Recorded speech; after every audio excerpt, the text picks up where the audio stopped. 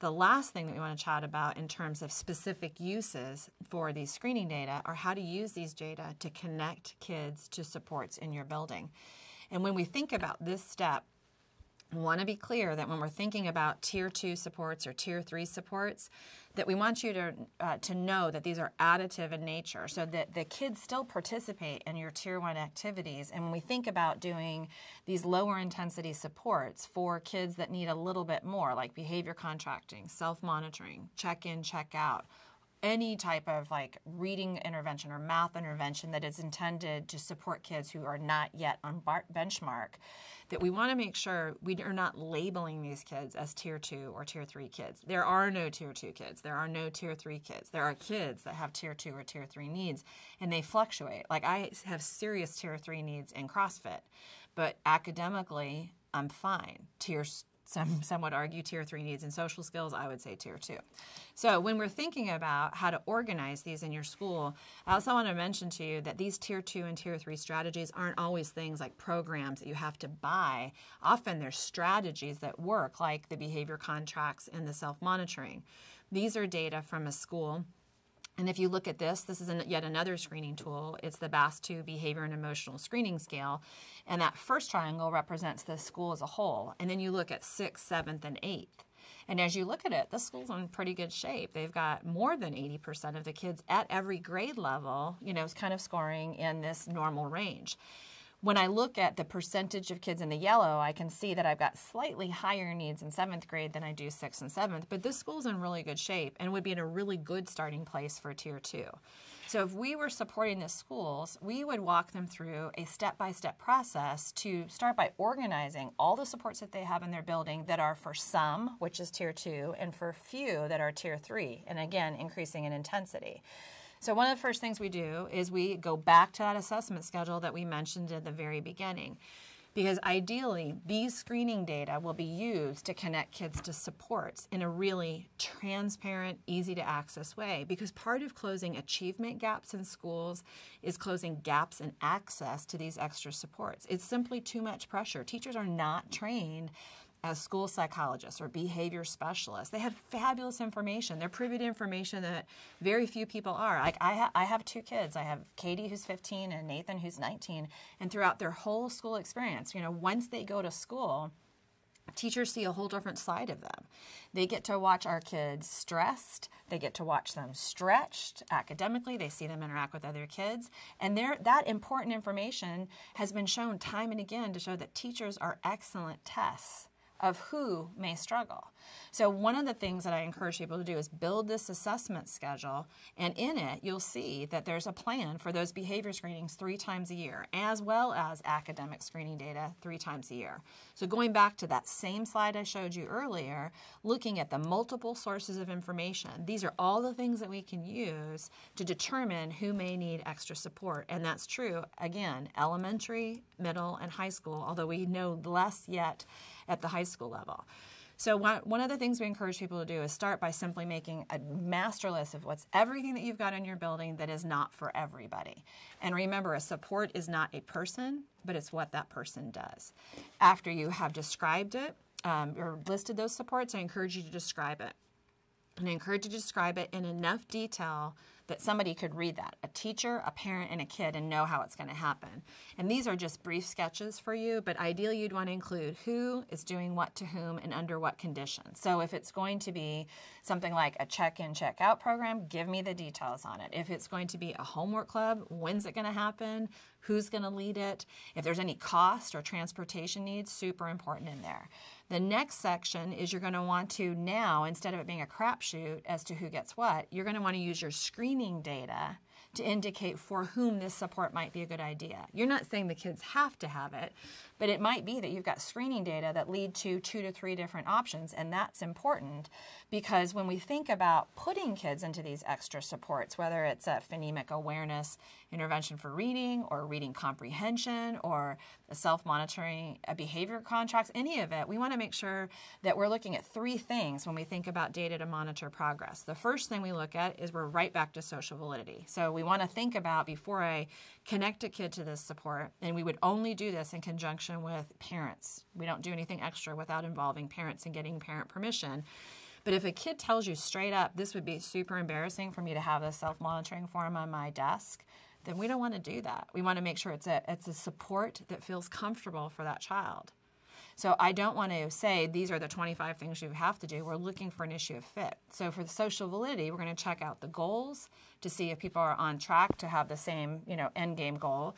We want to look at the acceptability of the procedures that we're planning, and we want to know, do you think this is going to work? Because there are some things that straight up people don't think are going to work, and if you don't think it's going to work, you're far less likely to do it, which brings us to treatment integrity.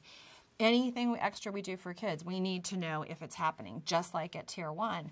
So as part of these, we want to have very quick little treatment integrity forms that people can fill out to keep track of, am I doing the pieces that I need to do as a teacher? And I need to see, are the kids actually participating? Because just because somebody's sitting at this intervention table where we're doing a reading intervention or we're doing a math intervention or we're working on social skills does not mean that they're all participating in the same way. So we need to think about making sure that kids are accessing it.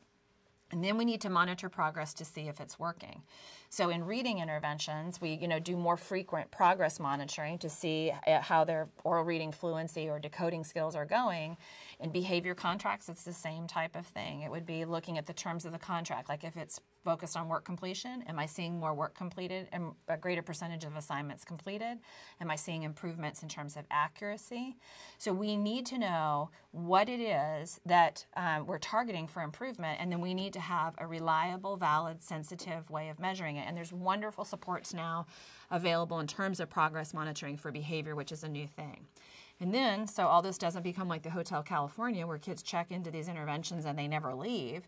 We want to have a planned exit criteria. So at what point do we say, all right, this has been successful, and we want to conclude it? And sometimes you're going to want to conclude it not until the end of the year. Like if it's a mentoring intervention, you may have no intention of exiting a child from that for the year.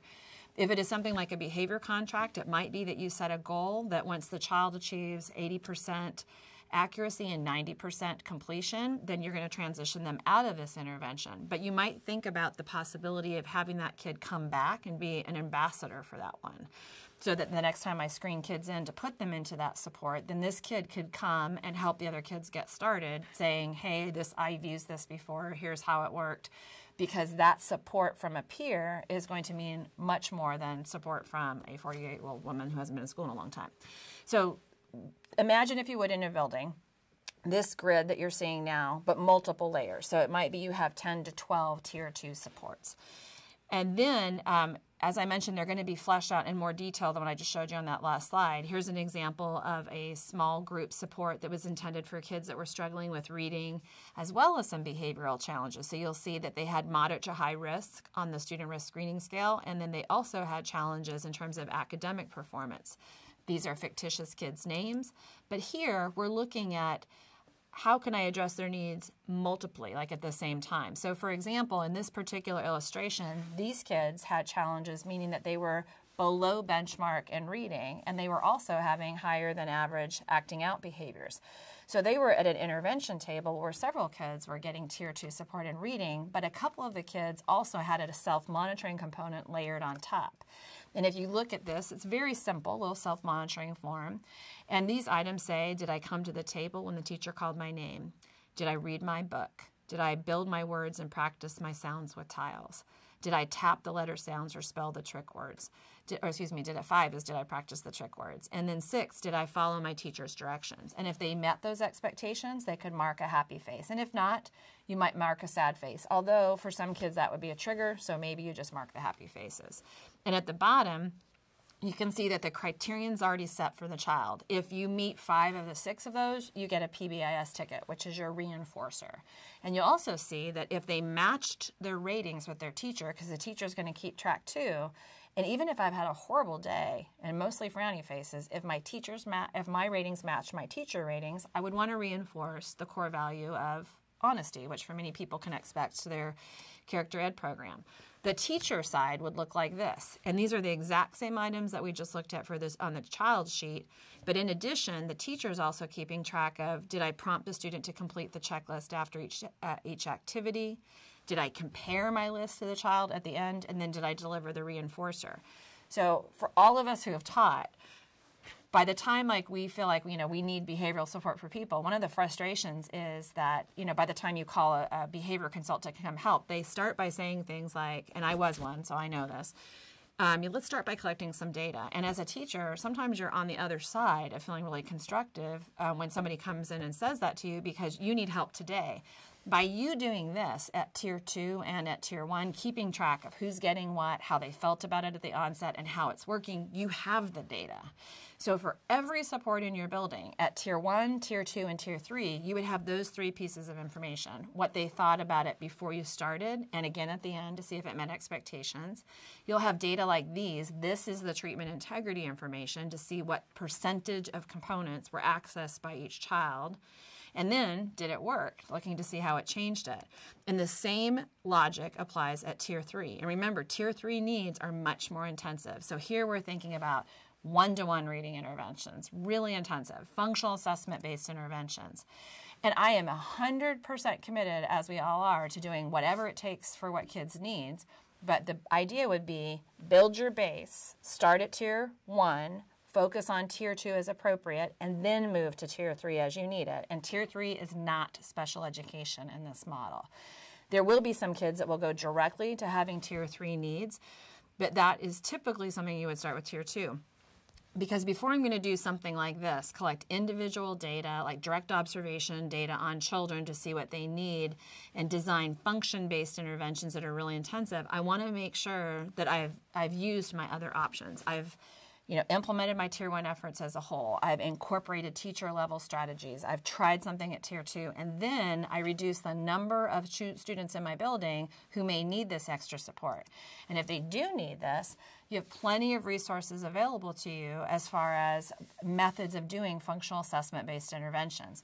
This is a special issue that Wendy and I had the opportunity to put together for Beyond Behavior, and in it you can read about just one approach that was used where a local university partnered with the practitioner community to provide internship opportunities for students pursuing, university students pursuing their BCBA certification. And in there, though, you'll see illustrations at the elementary, middle, and high school levels, as well as a commentary by the developers of that model.